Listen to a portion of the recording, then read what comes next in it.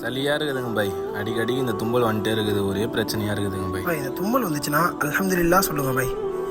ஏன்னா இந்த தும்மல் நம்ம மூக்கில் உள்ள எல்லா டஸ்ட்டையும் வெளியே கொண்டு வந்து போடுது. நம்ம இந்த தும்மலை அடக்கிறதுனால நிறைய நோய்கள் ஏற்படுதுன்னு சொல்லி நம்ம இன்னைக்கு படிக்கிறோம்.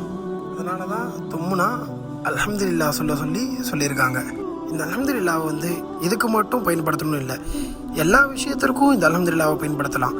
அல்லாஹ்வின் புறத்திலிருந்து தான் எல்லாமே நடக்கிறது என்பதற்காக அல்ஹம்துலில்லாஹ் சொல்லி ஆரம்பிக்கணும். ஒரு நிமிஷம் இருங்க பை. அல்ஹம்துலில்லாஹ். இரஹமுக்கல்லாஹ். எதுக்கு பை இரஹமுக்கல்லான்னு சொல்லி சொன்னீங்க? நீங்கள் அல்லாஹுவை புகழ்ந்தீங்க, நான் உங்களுக்கு துவா செய்யும் விதமாக இரஹமுக்கல்லாஹ் சொன்னேன். இதுக்கு பதிலாக நீங்கள் திருப்பி எங்களை பார்த்து சொல்லணும், எங்களுக்கு துவா செய்யும் விதமாக யஹ்திகுமுல்லாஹ் வ யுஸ்லிஹு பாலக்கும்னு சொல்லுங்கள். உங்களில் ஒருவர் தும்மி அல்ஹம்துலில்லாஹ் கூறினார்கள் என்றால் அவர்களுக்கு துவா செய்யும்